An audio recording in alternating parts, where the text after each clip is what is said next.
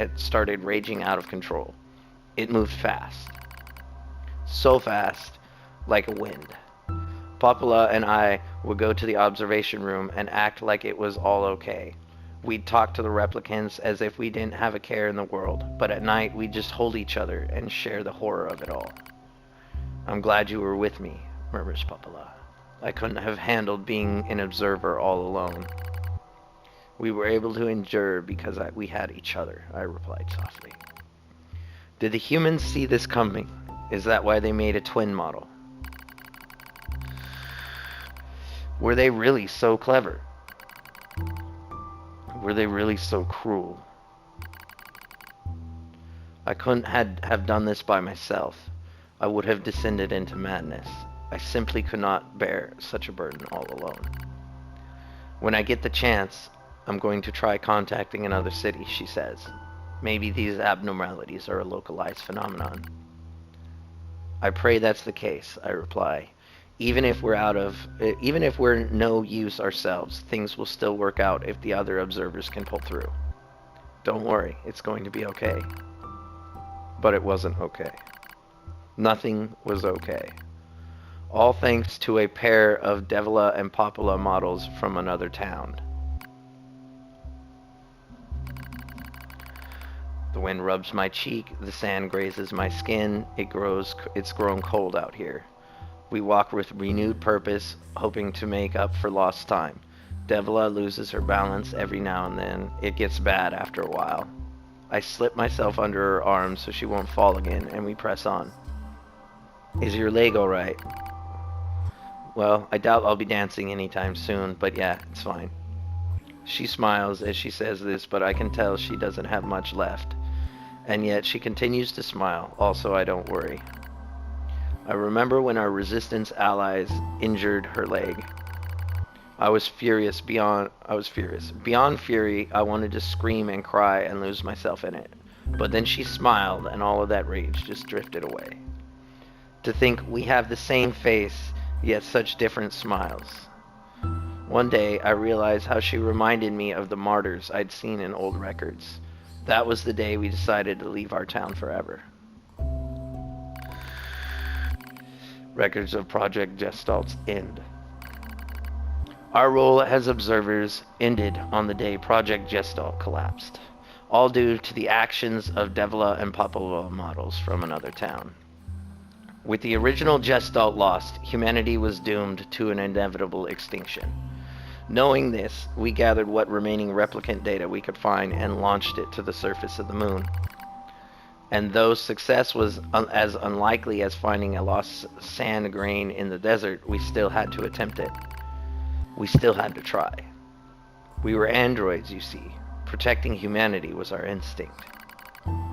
Other androids, beholden to the same instinct, began to direct their hate at the Devola and Popola models who snuffed out humanity.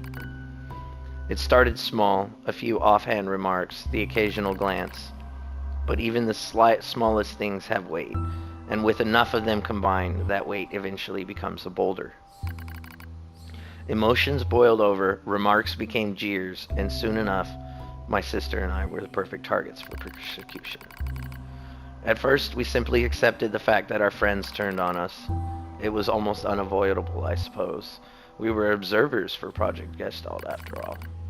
And while we didn't cause it to fail, the people who did, well, they looked just like us. So we accepted it. We took the resentment and scorn. We endured. Because as crazy as it sounds, I think we actually felt responsible. We moved from town to town in an effort to avoid persecution. But in one such town, my seemingly infinite patience finally broke. My sister Devola met with an unprovoked violence at the hands of a resistant member. She said something in response to his taunts. Something quiet. And though her words were ambiguous, he slashed her leg nearly in two. My vision narrowed, everything went red, and then she smiled at me. "It's okay, sis. There's nothing we can do." But it was too late. My emotions were no longer in my control. I'm simply not strong enough to stand aside and let the most important person in the world come to harm. Devola and I left town the same day. Violence like that wouldn't stop. It was only going to happen again. And it wouldn't be coming from just one person. So rather than let them kill us, we ran. I guess it was the greatest resistance I could muster. We lose the sun as dark clouds gather overhead. We continue our march. A cold wind blasts us, stealing what little body heat we have left. I smell rain in the air. We continue our march. Sometimes we hear animals howling in the distance. It makes us flinch every time. But we continue our march, because this is better than suffering at the hands of our fellow androids. Why must we suffer this persecution? I know we're the same model as the androids who doomed humanity, so I understand that part. At least a little, anyway. But at the same time, we are not them. We are not the same. We are who we are, and that Devola and Popola were who they were. That's how I felt when I saw Devola being hurt. I wanted to shout it at everyone. I wanted to scream. As far as I'm concerned, there's only one Devola. And for her, there's only me. No one can take the other's place. Rain falls from the sky.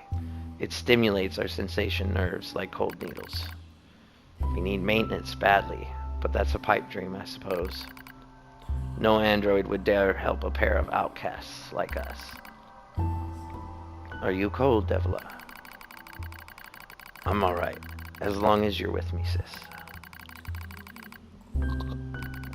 I feel the same. We press our bodies together to try and retain heat. It's cold now. Much worse than the searing heat of midday, but we just smile at each other and keep pressing on. There's another camp on the other side of the desert, a new camp. If we can just get there, I can finally fix Devola's leg. And yet, I wonder if there's anywhere on this planet that will take us. Hey, what's wrong? It's nothing, don't worry about it. I do what I can to suppress the anxiety in my chest and keep walking. The rain grows worse. It lashes at us without pause. Is this our punishment? I reach out and touch Devola's cheek. The rain flows down her cheeks like tears. I reach over and gently wipe it away. She smiles but seems surprised. There's no point in you doing that, you know, she whispers. But there is. Because I swore to myself that I would stay with her forever. For that is the fate we twin androids have been assigned.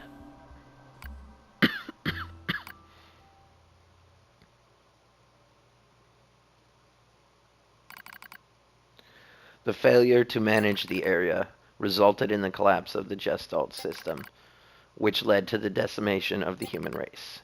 Due to the discovery of its instability, the twin system was removed from future android production designs. Following the incident, the Devola and Popola models were not dismantled. However, in order to prevent further unexpected behavior, they underwent a memory wipe. Furthermore, they were reprogrammed to generate constant feelings of guilt. 以上が旧時代に管理者と呼ばれた彼女たちの個人記録だ。そう。疑問。なぜアンドロイドデボルおよびポポルは常に同時に死を選ぶのか。当該状況からの単独離脱は可能であり。君に理解できないことを。I hope you never have to understand. 了解。疑問。なぜこの塔に入り口が用意されていたのか。資源搬入は上空から行われていることを確認。外部からの侵入路が用意されていることは不自然。予測。罠。Yeah, it probably is a trap. 罠でも何でもいい。皆殺しにするだけだ。Alright, so... Yeah, unfortunately, that whole storyline took a huge chunk of the episode, ladies and gentlemen, so I am going to go ahead and end the episode here, y'all. I appreciate you guys so much for continually stopping by and donating your time to my channel and the content. It really, really means a lot to me, you guys. Much love to y'all. And we will see you guys in the next episode as we finish out NieR Automata and come to the conclusion of this amazing story. Until the next one, guys, this is your man Smash. Peace out, y'all.